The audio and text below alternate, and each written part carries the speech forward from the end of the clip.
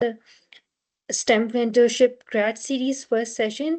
The session is about getting your master's scholarship, and Heather will be primarily focusing on Fulbright scholarship, Erasmus Mundus, and Chevening having his own background of master's physics PhD in the similar area. So over to you, Heather.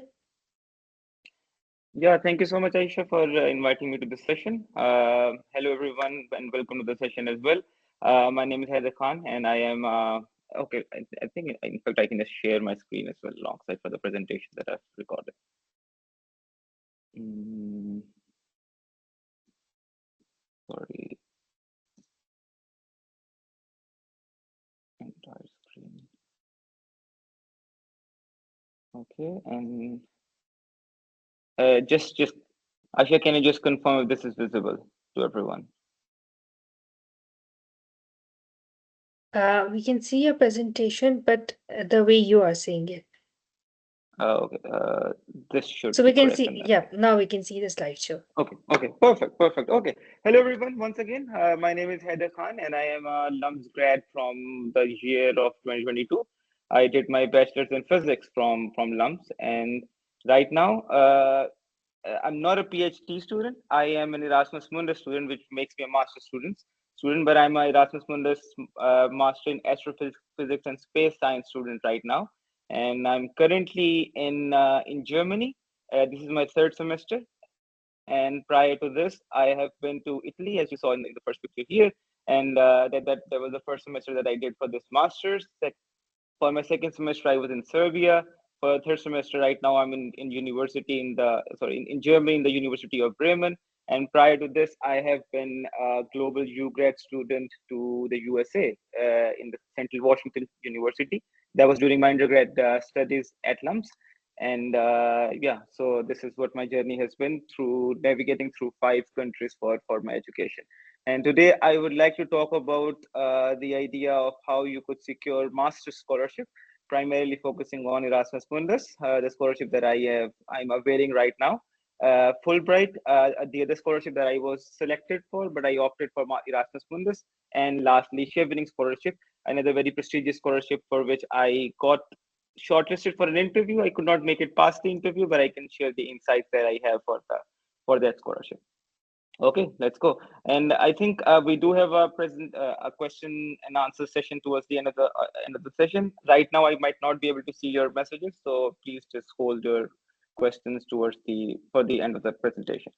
Okay, so let's first of all talk about Erasmus Mundus. These are some of the slides. As I mentioned before, I am an Erasmus Mundus Master in Astrophysics and Space Science student, but there are so many other Erasmus programs that you could apply to, and this is what we're going to talk about right now. So first of all, just a little bit of introduction to Erasmus Mundus scholarship. It's funded by European Union with the goal of promoting international cooperation and mobility in higher education. Right now, there are 230, until last night at least, there were 213 active programs across 19 fields of studies, which encompass fields like agriculture, economics, education, engineering, and so on. This it's a big program. It's a big scholarship, and you have a variety of programs across all of these fields. And I think like whichever field of study you can think of, you might just be able to find a corresponding Erasmus Mundus program.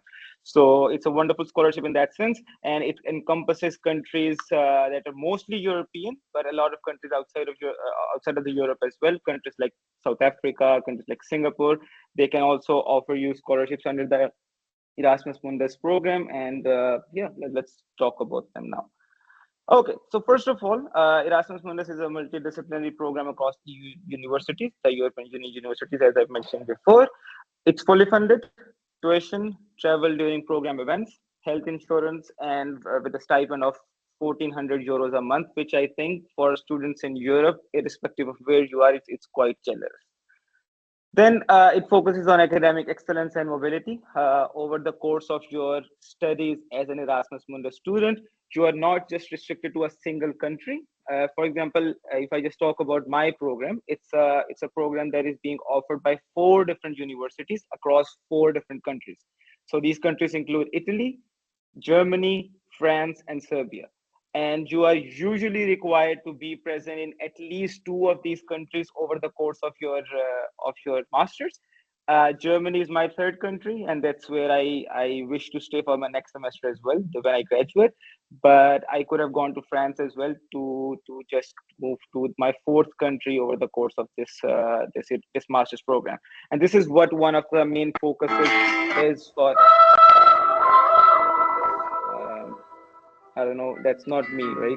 Yeah. Lena, can you kindly mute yourself? Thank you so much.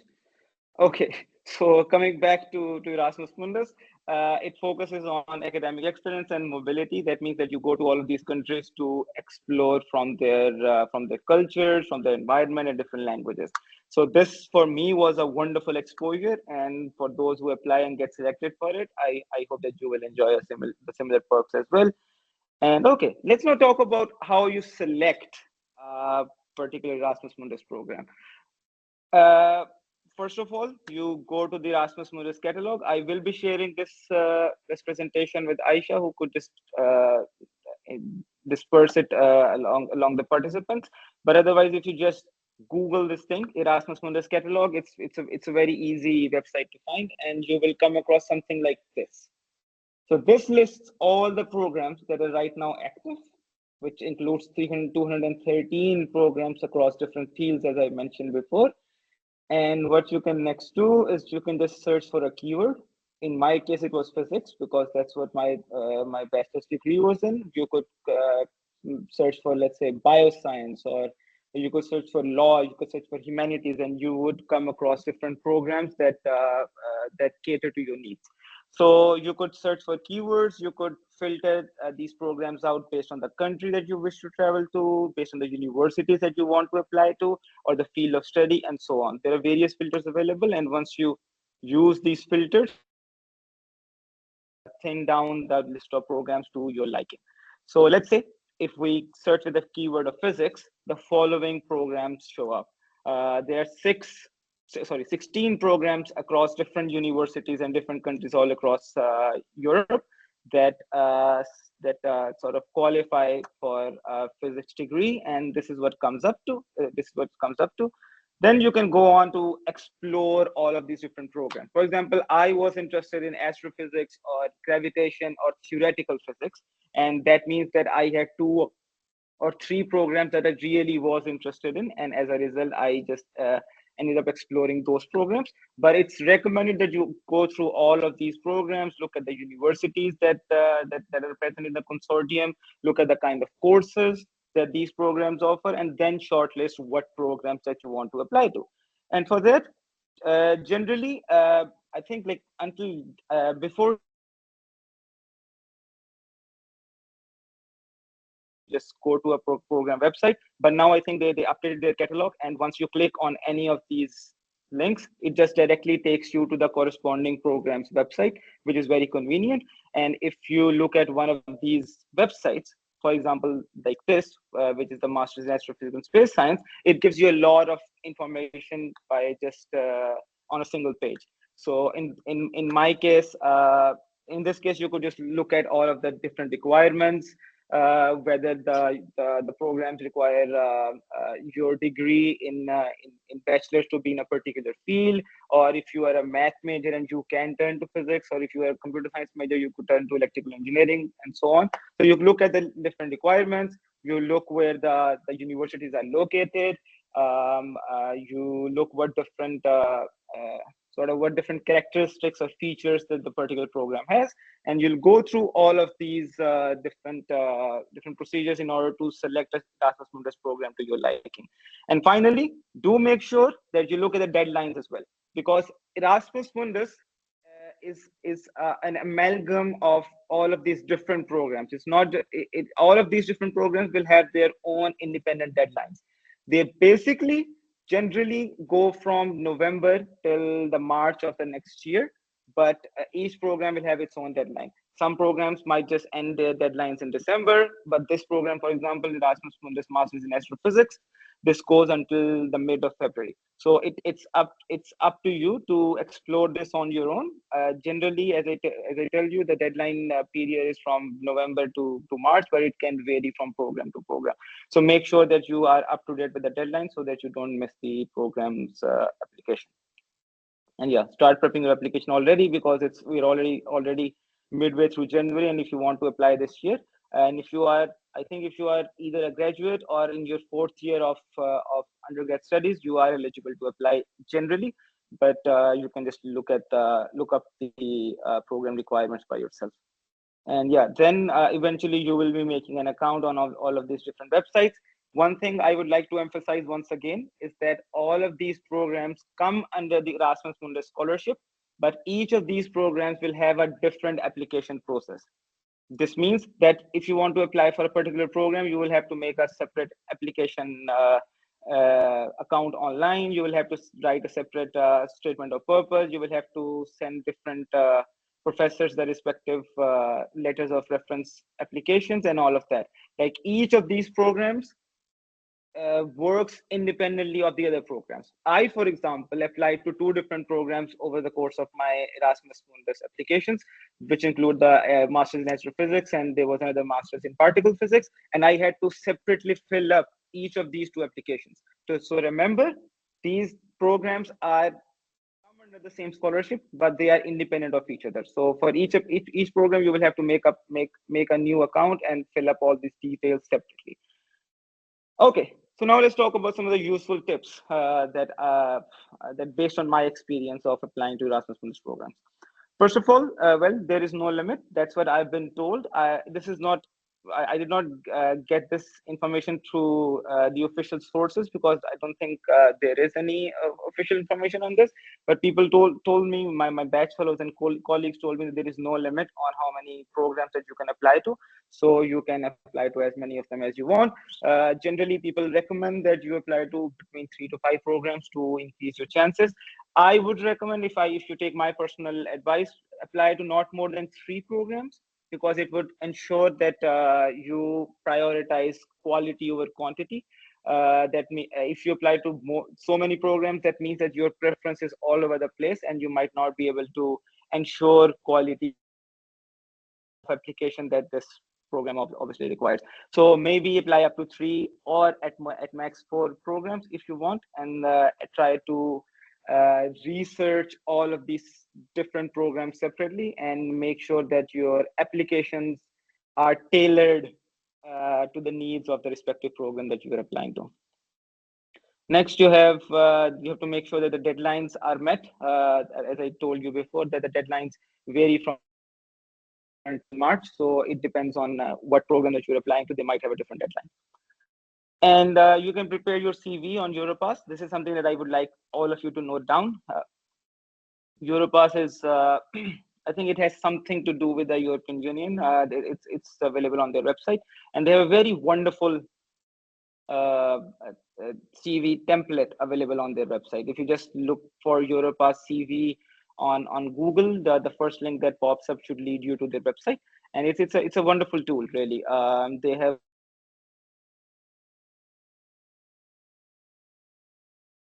tailored to your needs, and you do prepare your CV on Europass.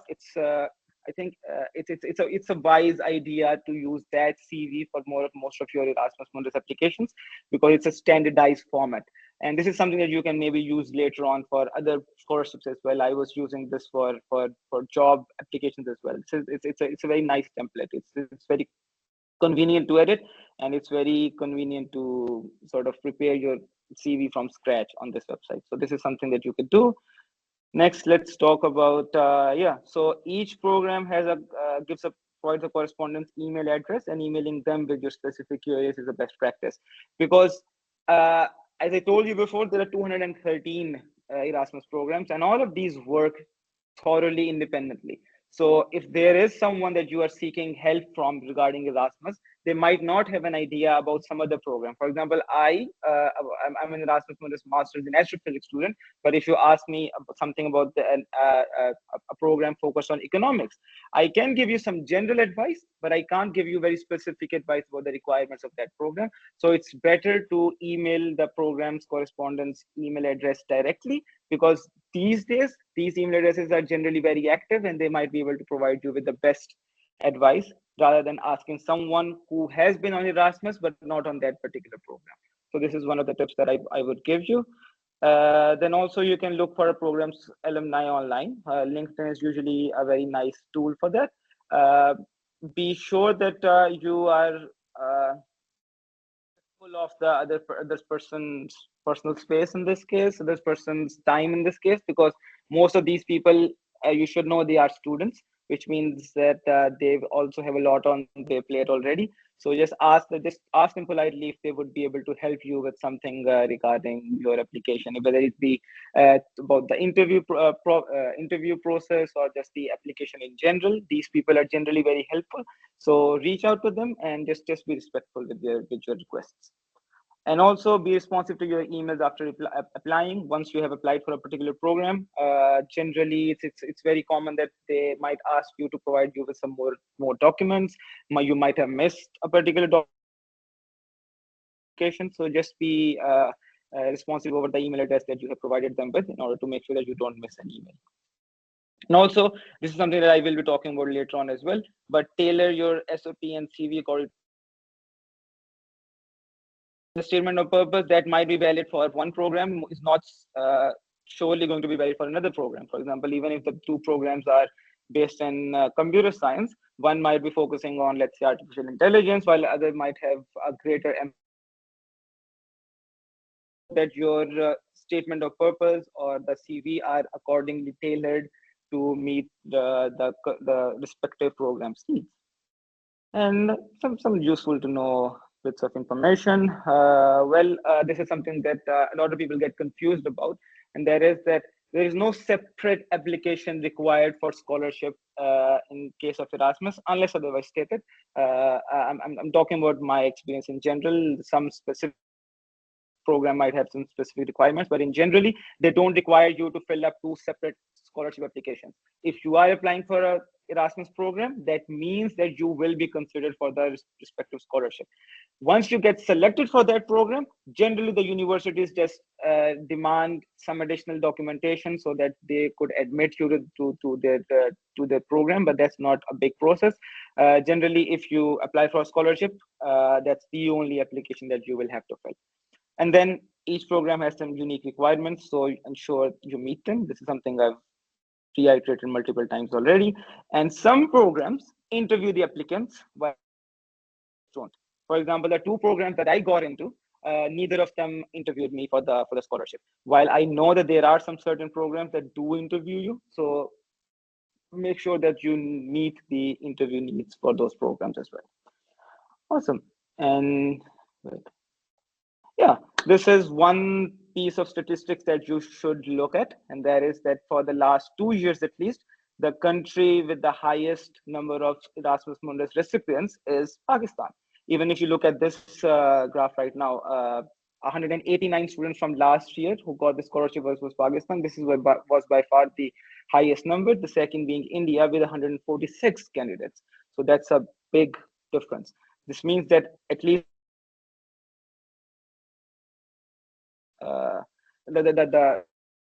these Erasmus programs have been generous to Pakistani students, and make sure that you don't miss this opportunity either. Okay, I hope this has been helpful to you. This was just an introduction to the program by itself, and we can now talk about the Fulbright scholarship. I want to sort of introduce you to these three different scholarships that we will be talking about today, and then finally we will talk about how to particularly write an SOP, and then we will discuss the differences between these programs. Okay, so while Erasmus Mundus programs are focused primarily on scholarship within the Europe, Fulbright scholarship is focused on the US. So let's now talk about that. I was fortunate to be awarded this scholarship in 2023 when I was among the few principal candidates that got selected. But by that time I was already in Europe, so I had to sort of say no to the selection. So yeah, this is what the scholarship is about from my experience, and I hope that you will find this helpful as well.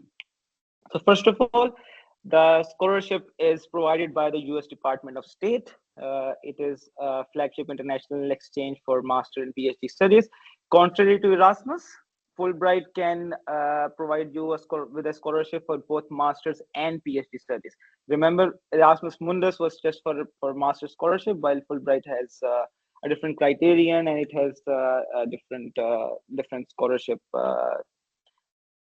yeah, it's a different scholarship. And then studies are open to all the fields except for clinical medicine. This is something that you can find on the flyer as well. I don't know why they don't they omit the clinical medicine from the list of fields that they will sponsor, but that's how it is. And it's aimed to promote cultural exchange between the US and the recipient's country, well, in this case Pakistan. Let's talk about the specific features. Well, it's fully funded. Like Erasmus Mundus, it funds your tuition, travel, health insurance, and monthly stipend. I think in case of Fulbright, at least they help you with the visa process as well. They help you with your initial tickets to the US as well, which is something that in case of Erasmus you have to take care on your own. So this is particularly nice. Uh, then, well, it's highly competitive. I think at least in 2023 when I got in, the selection rate was close to just 10% or may even be even a little less. So it is very competitive. And currently, at least with the recent time in Pakistan, there's a lot of students trying to apply for these different scholarships. The ratio is just going to go further down. So yeah, so you will have to be on your best. You have to put in your best effort if you want to get the scholarship. Then, well, you have excellent access to global network of students. I obviously did not go for Fulbright, but I have been on the global UGrad program, which is sort of offered by a similar department in the US, and it's managed by the same department in Pakistan. And courtesy to this program, I do have access to all of these different alumni who have been to these programs in the past. You create this global network of students from, well, it's all over the globe, and you can have access to different projects that these alumni have been involved in. So you have a very wonderful tool that allows you to access these this global network. Then, well, this is something that's really important, and that is that GRE is one of the exams that is required for Fulbright scholarship, irrespective of whether you are applying for the master's or the PhD scholarship. We will be talking about GRE a little bit later in the session, but yeah, that's one of the requirements. And then in this year, I looked at the flyer yesterday, and correct me if I'm wrong, but March 5th is the deadline for Fulbright application this year. And then shortlisted candidates are interviewed at the USEFP office in Islamabad. And well, this is one of the major requirements that you are required to stay in Pakistan and work here for 2 years after your graduation. I think this is the requirement for after masters. I don't know what the requirement is after PhD, but I think it might just be the same requirement. You have to be in Pakistan at least for 2 years once you graduate. Okay, so now let's talk about something that's useful to know when you're applying for the Fulbright scholarship. And well, Fulbright values cultural exchange. So highlight in your application what makes you a good representative of Pakistan. Because unlike Erasmus Mundus, where they are more focused towards your academic uh, excellence, your academic records, and your research profile, in case of Fulbright, that is important, but what makes you an all-rounded individual who can represent Pakistan at a global stage, that I think is more important when you are applying for Fulbright. And therefore,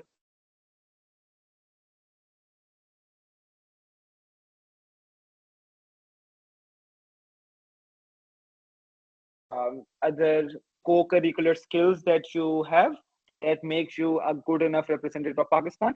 These are more essential values when you're applying for Fulbright scholarship than just academics. That's how I view the scholarship. And so therefore you have to highlight what you aim to learn from this program and how you will contribute to Pakistani society through it once you come back, because you have to come back, as I mentioned, for at least 2 years once you are a graduate. And then you have to highlight what sort of skills you wish to acquire through the scholarship, and how you will impact the community back home once you do return, and cite examples from your past experience about how you justify this case, and how you will sort of have an influence on the people in Pakistan. Some of the useful tips while applying for Fulbright include that. Okay, so this is something that's very important in my view. That first of all, you should know that when you are applying for a Fulbright scholarship, you are not required to already have been admitted to a particular university in the US, irrespective whether it's master's or PhD. Once you apply for Fulbright, in the application itself, you will be required to mention, I think, up to 4 universities that you wish to apply to for your master's degree. If you do get selected, for example, I think I selected UC Davis, uh, the UT Dallas, a couple of other universities. And these are universities I am interested in for whatever reason, and these are the universities that one of these universities is what I would like to go to if I get selected for Fulbright scholarship. So at the time of application, you are not required to have an admission, but once you do get the scholarship, then you will apply for the admission. However, if you already have an admission in one of these universities, then you can just defer that admission to the next year and mention it in your Fulbright application that yes, I have already secured an admission, and I just need your scholarship to pursue my higher studies. This is something I did. For example, I myself applied to UT Dallas, and that allowed me to just mention UT Dallas admission in my Fulbright scholarship application, and I just told these people that okay, yeah, I already have an admission. I don't need your help in that regard. I just need the scholarship itself. I think it might improve your chances. I'm not so sure because it's obviously not official. But this, if they think like me, they should give a higher precedence to someone who already has an interview. Okay. Then, secondly, Fulbright interviews are very specific to your application. So be completely sure of what you include in your application. Or in other words, just don't lie in your application. Just don't provide a fake certificate. Just don't exaggerate too much in your application about what something that you have not done, because these interviewers are very experienced, and they will ask you some very specific questions about your application. For example, uh, I was asked in my application whether in my interview whether I like science fiction movies, for example. I think Oppenheimer just came out in that summer, and I was asked, okay, what's my favorite science fiction movie? If I watched Oppenheimer, what's my views about Interstellar? These are the few questions that are okay. They're not very hard questions, but these are questions that are very specific to me. I don't expect anyone applying for biological sciences or anyone applying for law to be asked such questions. So just make sure that you are well aware of what you are including in your application. If you justify that if you sort of mention that you went to a particular conference and you performed this well in that conference, be sure enough that you will be asked questions about that particular experience if you do mention it in there. So don't exaggerate and don't lie in your application. Then co-curricular activities and leadership experiences are as pivotal as academic grades.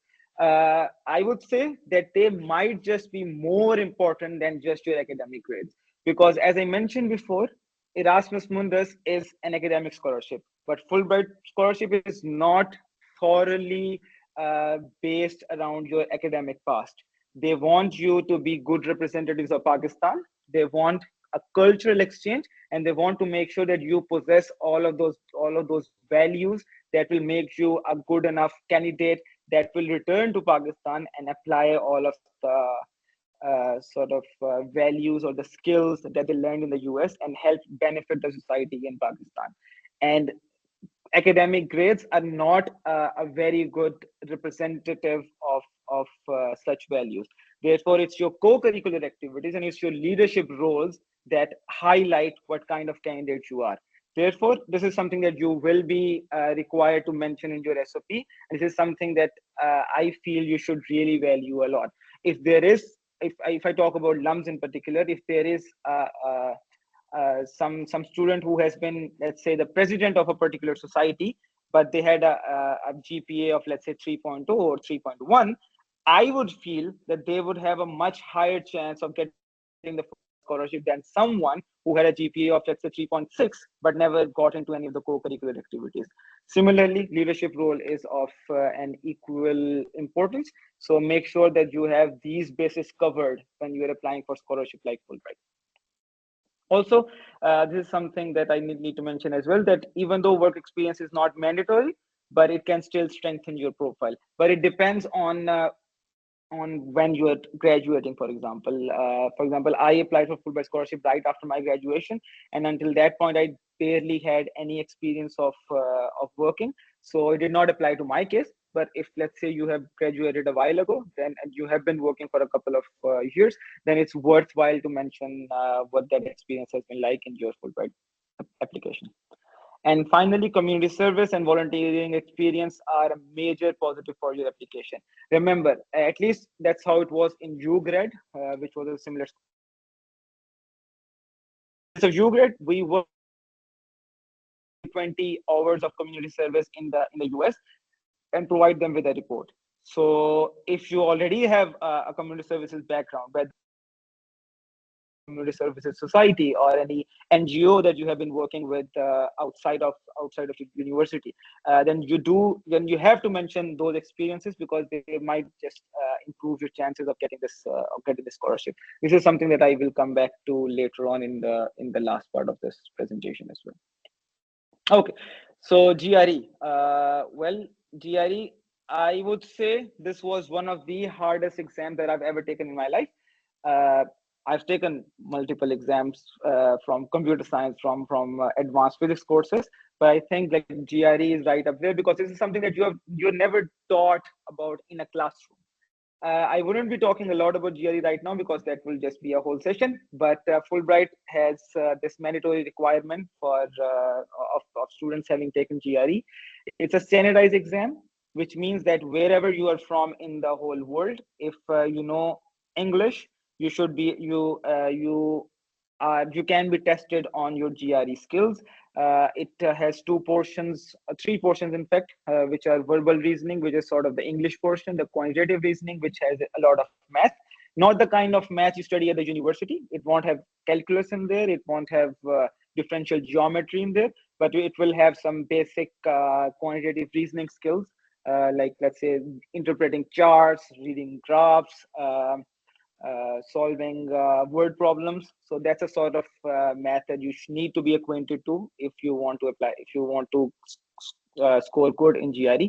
And finally, one portion of analytical writing, which probably is the easiest of the two sections. It's scored from 130 to 170 for the verbal reasoning and quantitative reasoning sections. And a minimum of 290 is required for Fulbright, but 315 plus, or if you can score above 320, that's an ideal score for GRE if you're applying for Fulbright. And you have to appear in a GRE exam before the Fulbright deadline. I think that's how it was like at least 2 years ago, that if March 5th of the particular year is the deadline for GRE, for Fulbright, then the last day to appear in a GRE was March 5.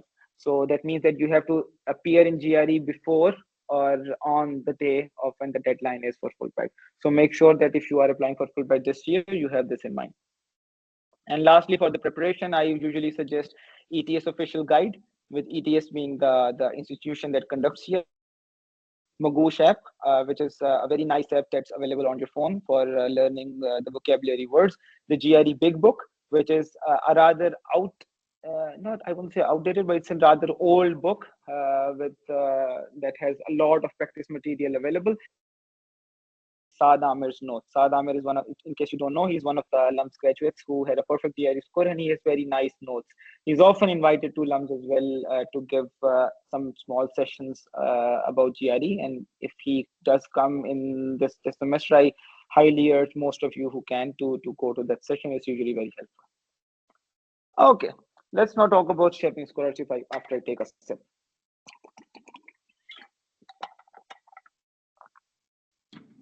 So far, we have covered two big regions of the West. Uh, the Europe, for which you have the Erasmus Mundus scholarship, the US, for which you have the Fulbright scholarship, and now let's talk about the UK, for which you have the Chevening scholarship.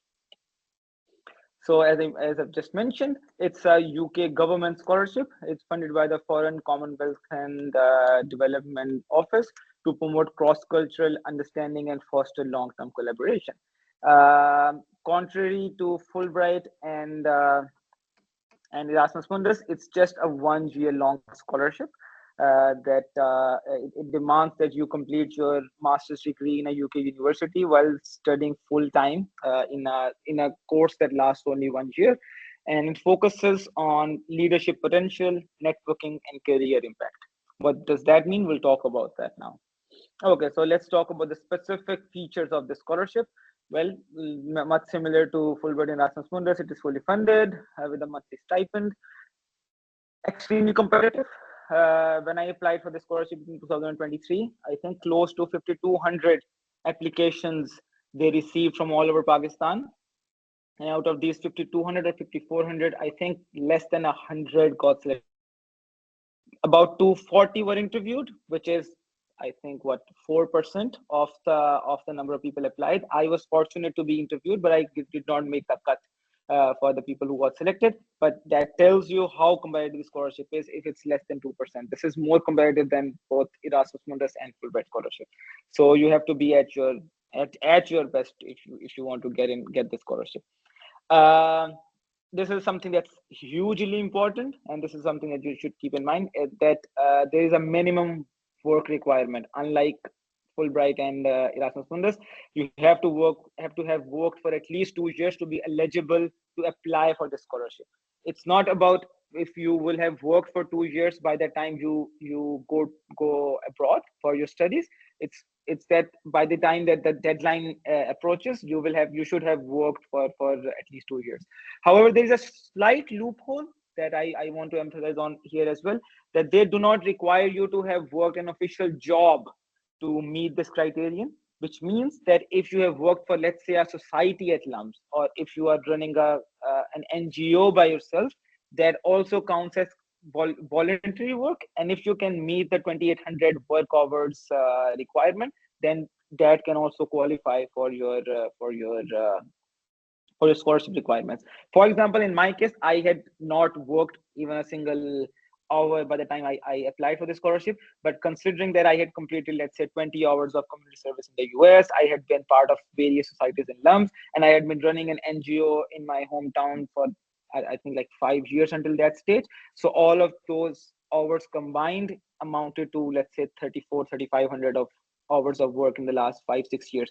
So that still helps you qualify for this requirement. So that is something that you can keep in mind, and you can sort of justify that, okay, this is how I've been working and I qualify for this scholarship for the scholarship.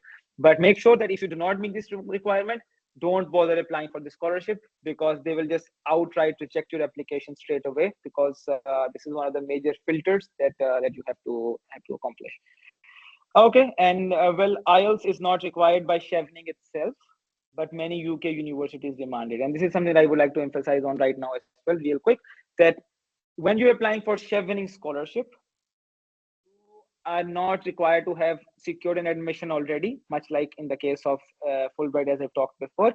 However, in the case of Chevening, you will mention that, okay, these are the 3 universities in the UK that I will be applying to, and Chevening itself will ask you to ensure that you get admitted to one of these universities by a particular deadline. That deadline is not about for Chevening scholarship itself, because the scholarship itself has a deadline in November, and then they would give you a further deadline, let's say until April, that this is the time by which we require you to have an admission in one of the UK universities. So this is going to be up to you. In case of Fulbright, they apply to these universities on your behalf, But in case of Chevening scholarship, you will have to apply to these universities by yourself. And IELTS could be one of those requirements of those universities themselves and not Chevening. So I will talk about this later on in case anyone did not understand this well enough. And as I mentioned just now the application deadline for the Chevening scholarship is in November. And then the shortlisted candidates are either interviewed online or in person at the British High Commission or at the embassy. And finally, much similar to Fulbright, you have a 2-year home residency requirement after graduation. Okay, let's talk about some of the useful tips. So useful things to know about the Chevening scholarship. Somewhat similar to Fulbright, it says this scholarship is not very academic oriented. It doesn't aim to create leaders of the future with strong networking, communication, and influential skills. This means that once again, the similar things that I talked about in case of Fulbright also applies for Chevening as well, that they would not care so much if you have a GPA of 3.9 and you have zero networking skills. But if you rather have a GPA of, let's say, of somewhat have a somewhat respectable GPA, but very strong skills, then you will have a much higher chance of getting the scholarship than someone who has just been focused on studies their whole life. So that's one of their aims for the scholarship as well. And this is something that I would like to talk about once again as well. That whenever you're applying for a scholarship, do research as to why these people are giving you a scholarship. Like, scholarship is a matter of tens of thousands of euros or tens of thousands of pounds in this case, and all of these institutes, all of these uh, sort of universities that offer you these scholarships have some vested interest into why they want you to get money from you from them while studying at the same time. So always research as to why these universities are giving these scholarships. All of them have some particular goals, and if you meet those goals, then it's an easier chance for you to get in than someone who has very good grades but they do not meet those requirements. So in case of Erasmus Mundus, as I mentioned, that they focus on your academic skills. So it doesn't matter to them if you have a very good community service record. But in case of Fulbright and in case of Chevening, since they want to make leaders of the future, they want you to have some good leadership roles at the time when you're applying for the scholarship. So in case of Chevening scholarship, unlike Erasmus Mundus, that might just usually require you to write one essay, and a Fulbright scholarship that requires you to write at most two essays. For Chevening scholarship, you have to write 4 different essays, and these like vary hugely in terms of what they require you to emphasize on. One essay is about leadership roles, leadership experiences, past networking skills. The other one, then there is an essay about your study plan, about what you want to study in the UK, why you want to study that, and how it's going to influence your career aspects, and finally your career plan in the longer run, like where do you see yourself in 5 or 10 years from now. So these are the 4 essays, and I think this is one of the hardest parts of the scholarship. This is what I have worked on the most in the process of applying for all the scholarship that I've ever applied for in my whole life. I think it took me like 2 whole months to write these essays. This was before ChatGPT, so I did not have anyone to guide me about this as well. So I think even right now, I wouldn't recommend you to write to use ChatGPT for writing these essays, but you should really invest your time into writing these. Okay. And then Chevening demands you to secure an admission at least one UK university by yourself. This is something I've talked about before as well, that it's not required at the time of application, but they would tell you that, okay, if you do get selected for the scholarship itself, then you will have to ensure that you have an admission in one of the UK universities by yourself. Finally, some useful tips. Demonstrate a track record of influencing others and roles in leadership. That's something I've talked about before, that this is one of the major requirements of Chevening scholarship. And that's what you should work on as well. Then professional leadership, relationship building skills are pivotal, and also reach out to alumni for guidance. I think whether it be through LUMS, I think I reached out to Career Services Office probably as well during my application to help me reach out to some alumni who have been selected for the scholarship so that they could guide me about, let's say, the interviews.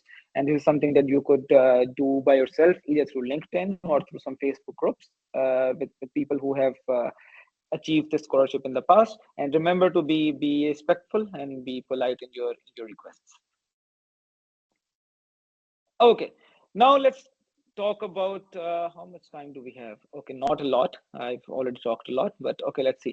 So let's talk about the most important part of applying for these scholarships, and that is how you write your statement of purpose. This is something that's required by all three scholarships. So I would try to generalize it as much as we can, and then we can maybe talk about the specific scholarship requirements later on.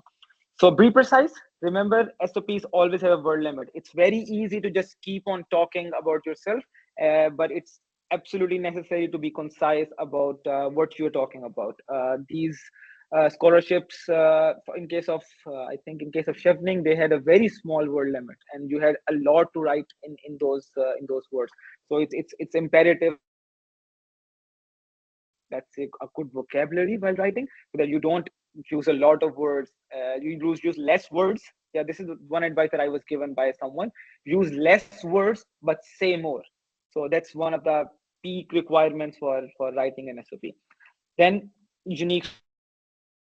Highlight what makes you unique in the sea of all of these candidates. Remember, there are going to be thousands of candidates applying for these scholarships, and define what makes you stand out of this whole river, this massive amount of people that are applying for the scholarship, and try to link how these experiences are relevant to to the scholarships requirements. Use the star method. We'll talk about this later on as well, but it's to describe your experience and highlight your roles. I won't emphasize on it much right now. Let's talk about this later in slides. And finally, tailor your SOP for the university that you are applying to, and mention what courses or professors' research appeals to you as well. I have a whole slide on this for later on as well. Okay, let's talk about how you write an introduction. So for your SOP, each scholarship will have some specific requirements, but generally they have a similar sort of a criterion that you will write 5 to 6 paragraphs in your essay, and they will require you to introduce yourself, introduce your past experiences, and tell us how this scholarship is linked to or these experiences are linked to the particular scholarship, and how this scholarship is going to benefit you in your future. So use this story to introduce yourself, define your goals, and create a link. That's something that I just talked about. And okay, this is, for example, from my application for Fulbright, that I had the experience of living through, let's say, the Army Public School fiasco of 2014 that really changed me. And that was I was fortunate to witness it from a distance, but not fortunate enough to not witness it at all. So that was one of the incidents that really changed me as a person, and that is something that I wanted to talk about in my scholarship, and that is something that I think it defines me, who I am. It defines my values, and that's something that I mentioned in my Fulbright application. That they wanted me to work. That incident inspired me to work for the community, to work for the country, and my academic success and my academic my community service experiences have all been stemming from that particular experience. And if I do get a chance of obtaining the scholarship, then I will want to promote let's say education or science in Pakistan through these particular channels. And this is something that's very specific to me, and every single human being has their own story. So make sure that you write a story that makes you unique, that makes you stand out, and that makes you a person worthy enough for the scholarship that you are applying for. Okay, then we can talk about the academic and personal background. This is something that's also very important for nearly all of the scholarships. Describe your academic past and how it has prepared you for your study abroad. Talk about the essential link between your academic experience and your scholarship and the scholarship goals. For example, okay, let's see what my full. I wonder if this was Fulbright or Erasmus Mundus, but I took this from one of the application statement of purpose that I wrote.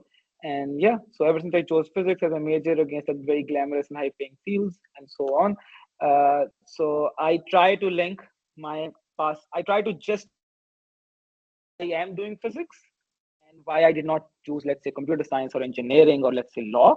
Why I'm choosing physics and how it has shaped my future goals, what my future goals are, and how I want to influence the community of Pakistan through my academic achievements. And hypothetically, if I do get this scholarship, how that's going to influence the people in Pakistan. So that is something that you can talk about. It depends on which scholarship you are applying for, because in case of Fulbright, they will value such an idea, but in case of Erasmus Mundus, they don't generally care about what you would like to do back home, so you can tailor the application accordingly. Then this is something that's highly important for scholarships like Fulbright and Chevening, that you emphasize on what your leadership experiences have been so far. And yeah, so let's talk about that. This could range. This can have a huge range. It could range from, let's say, the position of directorate that you have had in a student society at LUMS, or initiating a communal project in your neighborhood to help the people in need. This could have a wide variety, and it should really depend on you, like what kind of leadership roles have that you have been involved in the past, what kind of lives you have influenced as a course of being a leader, and how you wish to impact few lives in the future if you do get this scholarship. So this is where you should use the STAR method, which is something that you can Google about, or you could just watch a video on YouTube as well. It's a very nice method that you could use to write your statement of purpose, that you could use in writing your CVs, that you could really use in giving job interviews as well. Like, this is something that I've really always found helpful. And it starts off with describing a situation, what the situation, if you're citing an example, for example, let's say if you were asked in an interview to give me an example of being a leader in the past and a particular problem that you solved during your leadership. So you start off by describing the situation, what the situation was like. Secondly, what the task was at hand, what action you took in order to meet that task, and what the result was as a course of that action.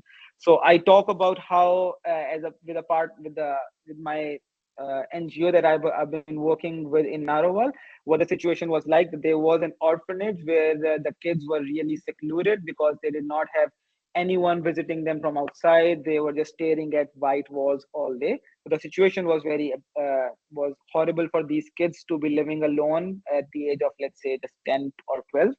And then the task was to create a game room or a study room in this orphanage for these kids. Then the action that I took, that through networking, I approached various vendors for donations. I approached people for donations. I approached people to volunteer for our work. And the result was that there was a significant increase in donation. People started taking responsibility for these kids. People started visiting these kids more often, and that's how like the project was a huge success. So you describe the situation, the task at hand, then you go on in a sequence of STAR. And this is something that I found massively helpful in writing my statement of purpose, in giving interviews, and in writing my CV as well. And this is something that you should maybe find helpful in your case too. Finally, community service. Fulbright scholarship in particular values community service, as any experience highlights your connection to your people and your values to contribute to the society once you do come back from scholarship. As I mentioned before, that Fulbright scholarship aims at creating this cultural exchange, and their goal will be that if you do go back to Pakistan as an alumnus of Fulbright scholarship, then you get to apply the skills or the values that you acquired in the US and influence the community in Pakistan. So if you have a community service experience in the past, do not forget to mention that in your statement of purpose. And let's say this is one example of what my community service experience has been like. Okay, we're very short on time, so I'll rather try to be quick. And then, while writing your statement of purpose, try to tailor your essay with respect to the university that you are applying for. This could generally be towards the very end of your statement of purpose. Let's suppose you are applying for Fulbright, for example, and you mentioned that, okay, these are the 3 universities that I would be interested in going to if I could get selected for the scholarship, and this is the reason why I'm interested in these universities. So it could range from ideas such as the courses that are offered at these universities, the different collaborations. Let's say if I'm talking about physics, the different collaborations with NASA, the collaborations with the European Space Agency, collaborations with LIGO or Large Hadron Collider. If there are these collaborations, and if I do go to these universities, I will benefit a lot from these collaborations. Or if there is a particular professor whose work really appeals to you, so do mention that in your statement of purpose. This is an example from one of my statements, that I'm applying to this particular university because there are some certain courses that are being offered in experimental gravitation, space plasmas, telescopes, that I'm really fascinated by. And also there is a particular professor, Dr. Mozata, whose work on experimental cosmology is particularly appealing to me.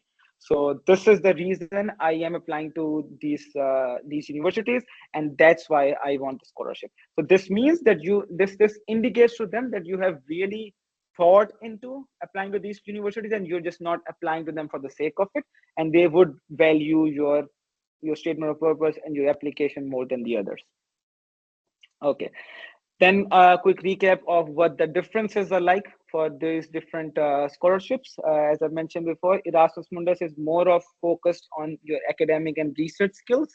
They don't generally care so much about your leadership past or your community services, while Fulbright scholarship is both academic and a cultural exchange. So they will value your leadership roles, and Chevening scholarship just thoroughly focus on leadership and networking skills. That means that yes, indeed, they will require you to submit your grades. They will require you to tell about what your plans are about in your academic life, but they will value your leadership and your networking skills more.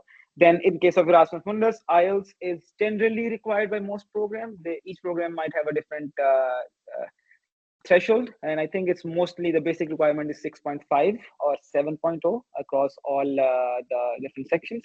In case of Fulbright, they won't require you to submit any documents at the time of application, but once you are selected, they will require you to take TOEFL. And in case of Chevening, they don't require you to submit any English language certification, but if you're applying to a particular university, then they might require it. In case of Erasmus Mundus, they usually have one essay, but it can vary from program to program. For Fulbright scholarship, you have 2 essays. One is the statement of purpose or the personal statement, and the other one is the research objectives essay. And in case of Chevening, I mentioned before, they have 4 essays. For Erasmus Mundus, they don't generally have any sort of a test that you have to take, but the interview, it depends on the program which you're applying to, whether they will interview you or not. And in case of Fulbright and Chevening, they will interview you.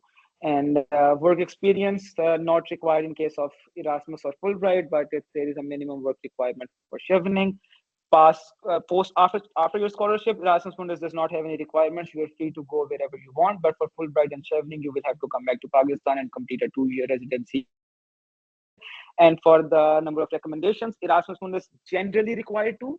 They might go up to 3, depending on the program, but then generally they only require you to submit 2 letters of recommendation.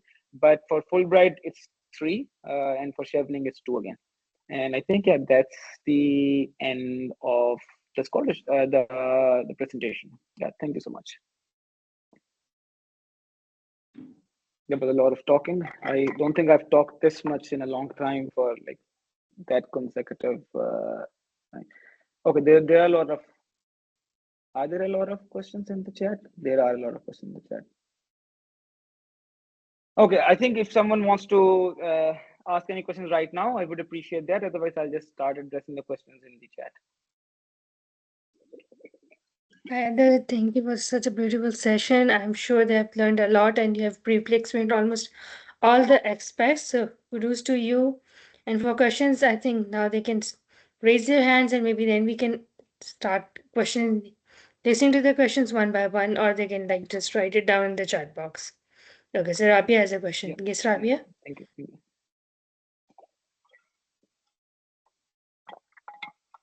You're muted, so we can't hear you, Rabia. Hi, first of all, thank you for the session. It was really informative. Yeah, And the second question I have thank you. is, do they have any sort of verification process to check that you do stay in your home country post grad?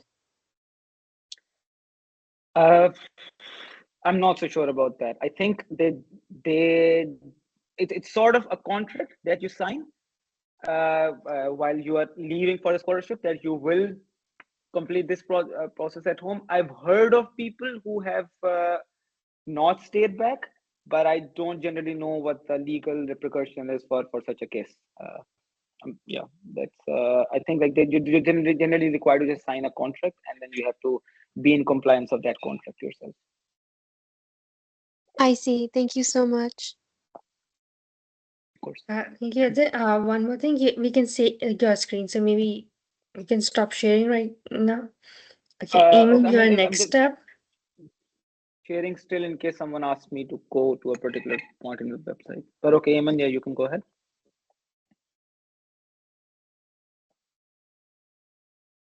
Eamon, your mic is unable. It's okay. Yeah, now you can probably unmute yourself. No, हो गया. Hello, so I wanted to ask you, how helpful do you think the Erasmus Mundus program is in building your research profile when applying to PhDs? So if I want to like ultimately do a PhD, is the Erasmus Mundus program helpful? Yeah. Okay. So this is something that I'm going through right now. So I can like I think talk about that well enough. It depends on your program. For example, most of these programs, in case of that, let's say natural sciences, are very research oriented, and I think if I talk about just my program in particular, the last semester, the fourth semester, is just thoroughly dedicated to your research. Uh, you don't have any classes in your fourth semester. You're just required to complete your master's thesis in that whole semester, and like I think it can span to your third semester as well. Like for example, in my case right now, I'm required to complete a necessary internship, which is sort of very research oriented as well. So it's very helpful, at least my program, if I want to apply for a PhD right after that, I have a considerable time to work on my research under two academic supervisors or more, and that's I think that's going to be hugely beneficial to apply for a PhD later on. That's what my goal is as well. So do look up the specific program requirements for the program which you are applying to. But my experience is that yeah, it's generally helpful for your PhD application later on. Also, one more question. So Yeah, from the courses like they, that are listed on the website for the astrophysical and space sciences program one, it seems that the yeah. program will be like more experimental. So can you, were there theoretical courses, if someone is interested in gravitational physics, were there enough theoretical courses that There are uh, plenty. There are plenty. Like right now, I am in University of Bremen, and they have a course on black holes. They have a course on advanced GR. There's a course on celestial mechanics. So it depends on what university you go to. And I think that generally you can have plenty of theoretical courses if you're interested in them as thank you, that was very helpful, thank you so much. well. Of course.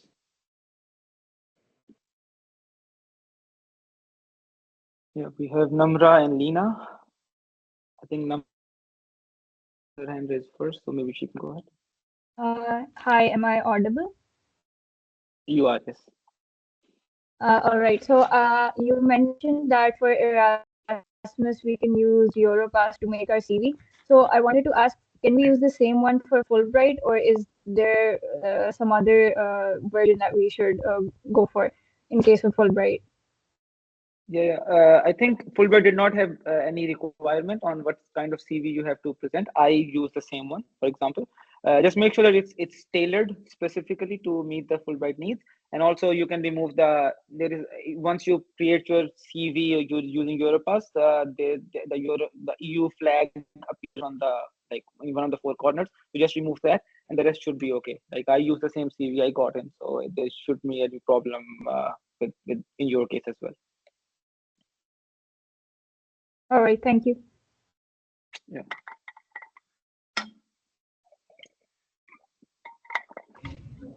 Leena अस्सलाम वालेकुम जी वालेकुम जी सलाम मैं Audible thank you पहले तो बहुत बहुत thank you आपने बहुत थोड़े टाइम में बहुत कुछ बता दिया जज़ाकल्लाह खैर for that my question is are there cases in your understanding जहाँ पे एक student has studied in one subject but then they have applied in a masters degree of another subject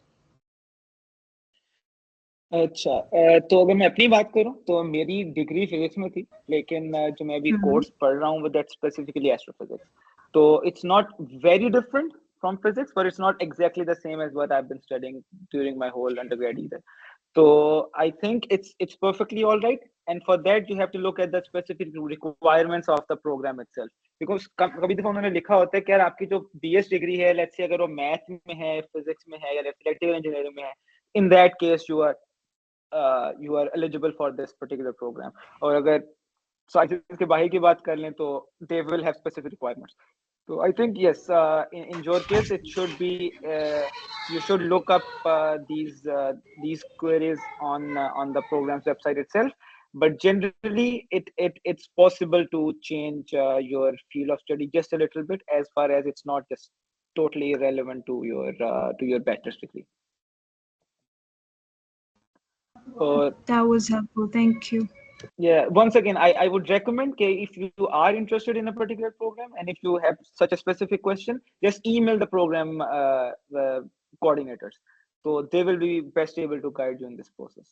और ये email generally बड़ी easily available होती है उनकी website के ऊपर, contacts का tab खोलने और उसमें आपको सामने मिल जाएगी. All right.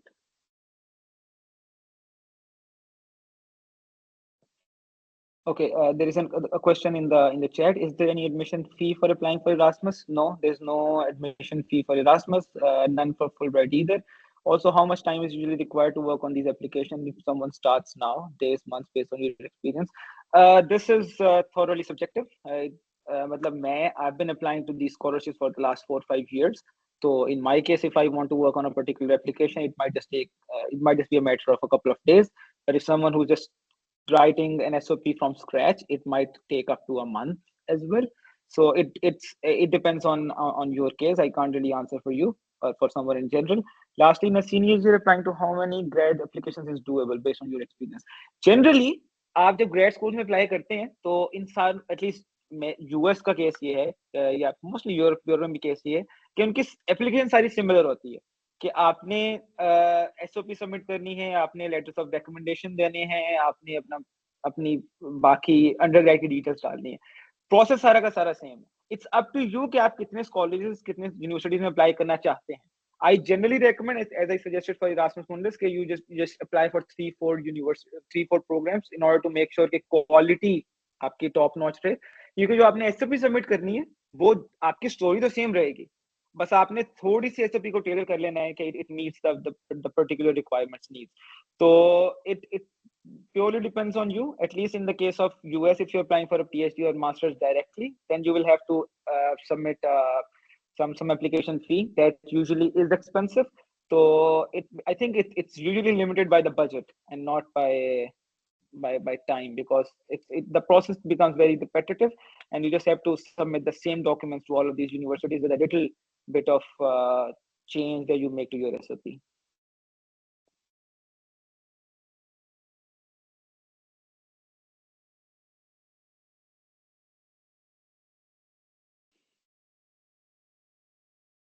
I don't see any other questions in the chat. And if anyone else wants to unmute themselves and speak up. Okay, can you guide on how to narrow down universities for yourself and applying for a university by yourself in the Chevening scholarship? Is that an easy process to apply by yourself? Okay, so how to narrow down university, that depends on you. Generally, मेरे case में क्या था कि मैं I would just go to let's say QS rankings website और उसके ऊपर filter लगाता था कि यार मुझे इस कंट्री के अंदर इस फील्ड की यूनिवर्सिटी निकाल दो, तो वो आपको आई गेस लिस्ट दे देगा of up to let's say top 500 universities और फिर आपको शॉर्टलिस्ट कर देगा कि यार ये university meets your filter requirement. Okay, this is physics and astronomy, and this is in the UK. So you just narrow these universities down. Eventually, it might just end up being let's say 2025, and then you one by one you go to these particular universities and see if they offer the specific course that you are interested in. I, for example, was interested in astrophysics and space science, so I would just go to all of universities website and see okay यहाँ पर इस field में अच्छा काम हो रहा है, यहाँ पर इस फील्ड इस कोर्स की रिक्वायरमेंट ये है, तो this meets my criteria, and then you end up just shortlisting और just writing the names of the university that you can apply to. Eventually it might just be 5 or 6, in the case of Chevening, you can apply to only three. So it's up to you which of the three universities appeal to you the most. Generally, what the wise idea is that you select, let's say for Chevening, you select one dream school. Let's say it could be Oxford, or let's say UCL or King's College London, and you say, okay, this is my dream school. This will be my first priority. Then you select one university that's somewhere in the middle range. Let's say it's between university that's ranked 20 to let's say 70. That's somewhere where it's easier to get in, not as easy as a dream school, but you can still get into these universities. So you put this as your number two priority, and then you keep a safe school. Let's say a university that's outside of the top 100 ranking. You could say that okay, ये मेरा safe school है. अगर मैं ऊपर वाली दोनों university में admission ना भी हुआ तो मैं इसमें admission करा लूँगा या करा लूँगी. So that's how maybe you can shortlist universities, and then applying to these universities is not that hard. You have applied to LUMS before, or whichever university you are studying in right now. So the process is somewhat similar, except that they might ask you to write an SOP. That's something that you will have to write on your own. But apart from writing SOP, the process is fairly mechanical and fairly straightforward. You just write in the respective details and you're good to go. I hope I've answered your question. So Tayyib asks, my question is related to resume. I have interned for 3 different fields. First one was in game development, second one is in data science, and third one in cybersecurity. Should I mention all the experience on my resume for scholarship? Generally, आप जब आपको थोड़ा differentiate करना पड़ेगा. I might not be completely correct in this case as well, but there is a difference between a resume and a CV. In a CV, you generally mention all of the experiences that are relevant that you have ever been part of. And for CV, there's no page limit requirement, I think, but you can go up to 3-4 pages if you want. 3 pages is generally ideal. So, uske andar, if you think game, all of these, I assume that you are applying for a scholarship in, let's say, computer science, and all of these are relevant. So you can mention all of them for your scholarship application in your CV. Just उनकी आप arrangement इस तरह से कर लें कि the one that you think has been the most valuable to you, the one that provided you the best experience, and the one that is best linked to the scholarship that comes on the top, then the second and the third. But it's fine to mention all of those experiences. It should be very valuable. I'm sure. Okay, Lena asks, what would you suggest to a student all over the place based on their work, on their experience? Once again, do remember कि आप जब अपनी CV submit करें, तो just make sure that you mention those experiences that are somewhat relevant to your to the scholarship itself. उसके बाद there's not a big problem कि आपने कितना ज़्यादा काम किया है. बस just make sure कि the same response that I gave to Tayyib, कि the experience that is best relatable to a you mention that on the top, and so on. So that's not a problem. Like I was all over the place when I was a LUM student as well. I was just part of so many different kinds of societies, and I think it just helps you grow as a person and helps you learn even more. That's not a big problem.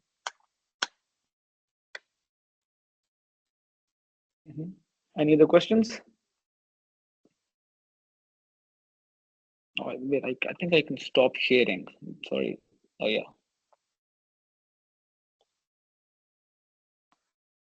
This was advised by Aisha long before, but I didn't realize.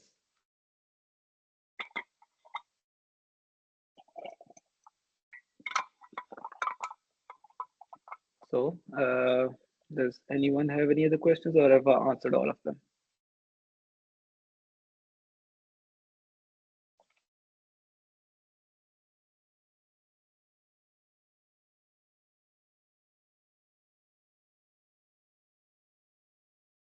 When you apply for university by yourself, do they charge certificate? Yes. For when you apply by yourself, then the university will charge. So there's no application fee for Erasmus Mundus. There's no application fee for Chevening or Fulbright. But when you are applying for the universities, in case of Chevening, they will charge you. And well, that's something that you will have to keep in mind, because for Chevening, I think it depends on the university that you are applying to. Some do, some don't. But I think in case of UCL, I had to pay.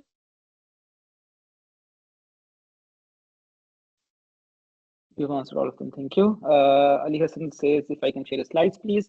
I possible to share them through Aisha, and if that's not, I think I can just You can just maybe either email me or just reach out to me over LinkedIn. I can just share comments. Guys, the session will be, it's recorded, so the recording will be uploaded on our YouTube page. I have sent that message in the group as, sorry, in the chat as well.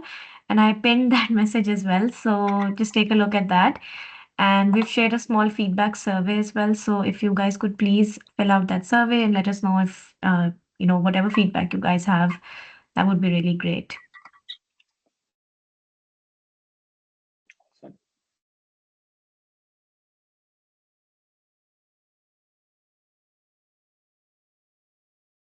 I don't think we have more questions. Heather, do you feel like, yeah, I don't think there are more questions. If you like want to say some parting thoughts or anything, or if you want to wait for a couple of more questions to pop up, then we can wait, or we can end the session here.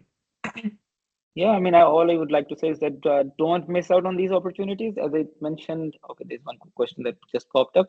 But as I mentioned, in case of Erasmus Mundus, lately they have been very generous to Pakistani students. For the last 2 years, we have been the leader in the number of people who have attained the scholarship all over the world. So that means if these people can, you can as well. So don't shy away from applying for this scholarship. And then also Fulbright and Chevening are wonderful opportunities as well. In case of Fulbright, I can at least talk about global UGrad, and that was an enlightening opportunity for me to go to the US and study as an undergrad. And I think for those of you who are still in like in apply for global UGrad, you should apply for that. And yeah, don't there's no harm in applying really, because these scholarships don't, the application doesn't cost you anything. So all it costs you is a little bit of time and a little bit of patience, and that's something that you can endure, I think. So yeah, do apply for these scholarships, and they are like a wonderful experience. Secondly, Hira Hassan asks if there is a year limit for the scholarship, if the grad program is for 3-4 years. I think for Erasmus Mundus, it's just 2 years. For Chevening, it's just 1 year. So there is no, I mean, there's no point of calling it a limit. In case of Fulbright, there are two separate scholarships. There is one for masters and there's one for PhD. In case of masters, the limit is, I think, 2 years. You have to complete your degree in those 2 years, and for PhD, the limit might just be 5 years or something. And yeah, I don't know what specific program lasts 3 to 4 years.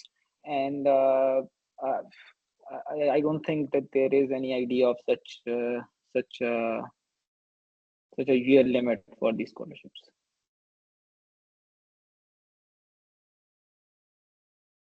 Do you know the deadline for?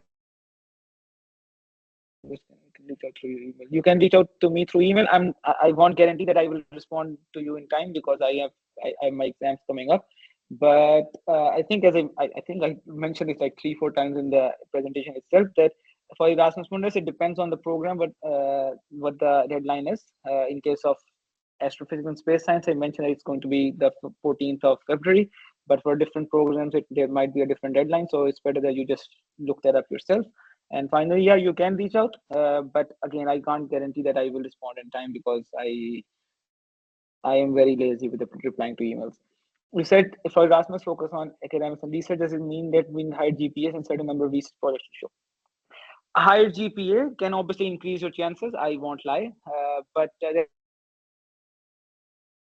lower GPA doesn't mean that you are not qualified for this scholarship. You can still make up for it through your research profile.